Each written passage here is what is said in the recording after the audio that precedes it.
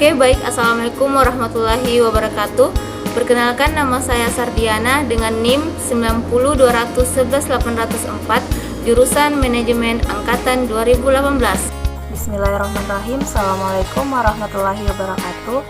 Perkenalkan, nama saya Siti Wahyuni, NIM 90211-8001, kelas Manajemen A Angkatan 2018. Assalamualaikum warahmatullahi wabarakatuh. Perkenalkan, nama saya Citra Zainab dengan NIM 90211-8037 dari kelas Manajemen A. Oke, di sini kami akan mempresentasikan proposal bisnis kami, di mana proposal bisnis kami ini merupakan salah satu proyek final dengan mata kuliah kewirausahaan. Nah, dalam proposal bisnis ini, kami mengambil coconut crunchy sebagai produk bisnis kami. Baiklah, langsung saja kita memulai pemaparan materi terkait dengan produk coconut crunchy kami. Nah, teman-teman bisa lihat di sini, Indonesia merupakan negara agraris di mana pada tahun 2016 produksi kelapa Indonesia mencapai 18,3 juta ton dan ini merupakan yang tertinggi di dunia. Filipina dan India menjadi produsen terbesar kedua dan ketiga dengan masing-masing produksi mencapai 15,4 dan 11,9 juta ton kelapa. 10 produsen terbesar didominasi negara-negara dari wilayah Asia dengan iklim tropis. Hanya Brasil dan Meksiko yang berasal dari luar Asia yang memproduksi kelapa dengan jumlah yang besar. Kekuatan Indonesia sebagai negara penghasil kelapa terbesar di dunia masih kurang dimaksimalkan. Industri pada komoditas ini masih belum banyak dikembangkan. Riset Kementerian Perindustrian menyebutkan masih banyak pohon kelapa sudah berusia tua atau tidak produktif, tetapi replantasi berjalan terlambat. Bahkan banyak perkebunan kelapa yang beralih fungsi. Selain itu, tantangan selanjutnya bagi pemerintah adalah mengembangkan industri pengolahan kelapa secara terpadu di Indonesia. Berdasarkan dari data komoditas kelapa Asia Pasifik, produksi kelapa Indonesia merupakan yang terbesar kedua di dunia setelah Filipina. Kemenak juga mencatat daerah terbesar yang mengekspor kelapa. Paling besar yaitu Sulawesi Utara dengan porsi 43% dari nilai ekspor selama 2015. Produksi kelapa khususnya di Sulawesi Selatan tercatat sebanyak 70,427 ton di 73 daerah. Nah, teman-teman bisa lihat di sini bahwa Pangkep memiliki 1,296 ton atau setara dengan 78,48%,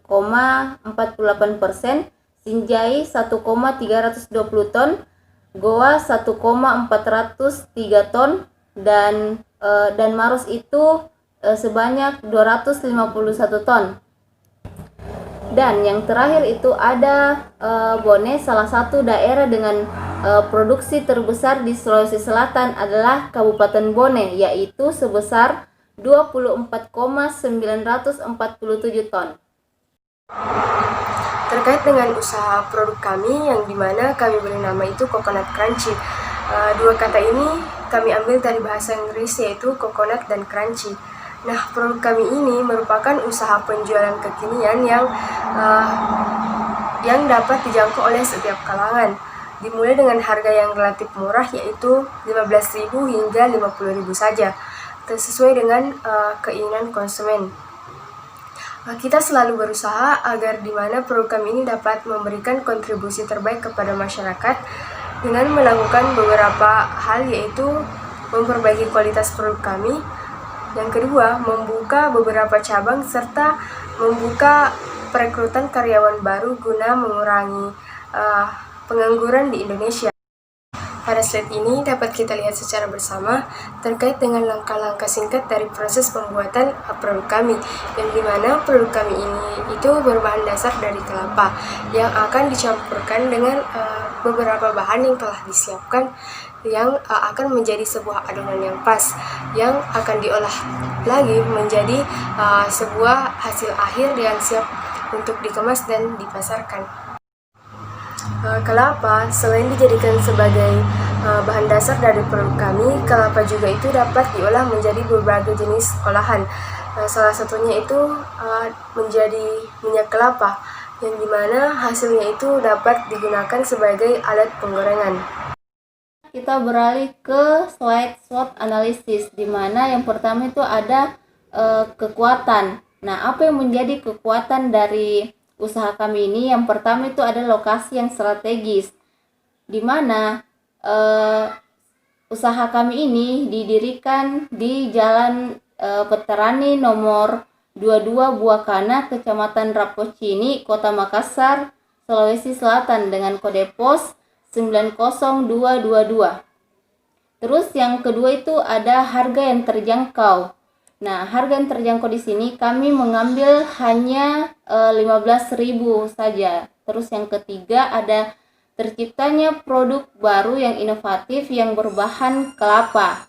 Terus yang keempat itu adalah keripik kelapa adalah buah yang mengandung zat antioksidan. Jadi ini yang menjadi kenapa kami memilih kekuatan daripada usaha kami ini. Lanjut, analisis SWOT yang kedua itu ada kelemahan. Nah, adanya apa yang menjadi kelemahan dari usaha kami ini yaitu adanya distribusi bahan baku dari pemasok yang akan menambah biaya operasional perusahaan. Terus yang ketiga, analisis SWOT yang ketiga itu ada peluang. Nah, apa yang menjadi peluang dari usaha kami ini? Yang pertama, dapat membuka usaha di tempat atau di lokasi lain. Terus yang kedua, dapat dipasarkan ke toko-toko terutama dan kue pasar tradisional. Terus yang ketiga, membuat inovasi baru dari buah kelapa yang diolah dengan teknik yang berbeda dengan dikemas menjadi keripik kelapa. Terus yang peluang yang keempat itu adalah belum pernah ada atau belum pernah diciptakan. Jadi saya rasa ini menjadi peluang yang sangat bagus untuk Coconut Crunchy ini. Terakhir ini adalah ancaman. Nah, ada dua ancaman yang akan kami hadapi. Yang pertama itu kemungkinan munculnya pesaing baru dengan adanya produk yang sama sebelumnya dari bahan baku yang sama. Terus yang terakhir itu konsumen mudah berpindah ke tempat lain apabila muncul pesaing baru dengan produk yang serupa. Nah, mungkin itu ancaman yang bisa kami hadapi nantinya dan insya Allah akan kami taklisi kembali. Oke, di sini dapat dilihat tabel jumlah biaya usaha, di mana pada tabel jumlah biaya usaha terdapat jenis-jenis biaya seperti biaya variabel, biaya bahan baku atau biaya tetap, dan biaya lain-lain. Pada tabel dapat dilihat bahwa jumlah biaya usaha didapatkan dari penjumlahan jenis-jenis biaya. Terus terdapat juga tabel penerimaan, pendapatan, dan rasio usaha, di mana dari analisis keuangan pada tabel tersebut dapat ditarik kesimpulan bahwa bisnis yang kami pilih ini layak untuk dilaksanakan, dan juga karena pelaku usaha di sini dapat meraup keuntungan dari bisnis ini. Terus dapat dilihat juga titik break even point di sini terjadi pada bulan kedua, di mana kami sudah mendapatkan keuntungan dari bisnis yang kami jalankan ini. Teknik marketing atau strategi marketing di sini pertama kami memilih lokasi yang menurut kami cukup strategis serta melakukan promosi usaha yang dapat dijangkau oleh seluruh kalangan masyarakat. Terus yang kedua, kami juga melakukan promosi usaha melalui media online seperti Facebook dan Instagram dengan teknik testimoni. Terus yang ketiga, kami juga melakukan promosi melalui media cetak, yaitu dengan memasang spanduk di depan lokasi usaha kami. Manfaat usaha kami untuk lingkungan dan masyarakat sekitar. Jadi usaha yang kami dirikan ini tentu saja memiliki manfaat bagi masyarakat dan lingkungan, baik di bidang sosial maupun di bidang ekonomi. Jadi contohnya seperti yang pertama, dapat memberikan inovasi untuk masyarakat dalam membuat manuver-manuver baru. Terus yang kedua, memberdayakan ibu-ibu sekitar untuk lebih produktif dan menjalin mitra kerjasama untuk kami sebagai pengusaha. Terus yang ketiga yaitu meningkatkan produktivitas anak-anak bangsa. Rencana pengembangan usaha. Jadi di sini untuk rencana pengembangan usaha bisnis kami ada 3 cara. Yang pertama itu untuk strategi jangka pendeknya.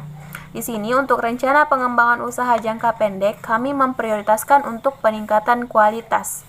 Jadi cara mencapainya itu seperti menjaga kebersihan dalam produksi, meningkatkan efisiensi kerja, terus meningkatkan jumlah produksi, dan juga menciptakan varian rasa yang baru. Terus yang kedua yaitu jangka menengah. Jadi untuk rencana pengembangan usaha jangka menengah, kami memprioritaskan yaitu mencari mitra kerja. Cara mencapainya yaitu kami melakukan rekrutmen dan kami terus mencari mitra kerja baru. Terus yang terakhir yaitu jangka panjang. Untuk rencana pengembangan usaha jangka panjang, kami memprioritaskan untuk ekspansinya, di mana cara mencapainya yaitu dengan membuka cabang baru. Itulah tadi pemaparan dari kami yang terkait dengan produk Coconut Crunchy. Semoga apa yang telah kita sampaikan dapat menjadi bahan referensi dan dapat menambah wawasan kita bersama. Kami berharap pula dengan adanya produk kami ini mampu memberikan manfaat kepada masyarakat dan mengurangi pengangguran di Indonesia, serta mampu menumbuhkan jiwa inovatif kita semua, termasuk generasi milenial saat ini. Kami ucapkan terima kasih untuk kalian yang sudah nonton video ini, dan jangan lupa like, komen, dan subscribe, karena like dan subscribe kalian akan sangat membantu untuk kelancaran project final kami ini. Sekian dan Assalamualaikum warahmatullahi wabarakatuh.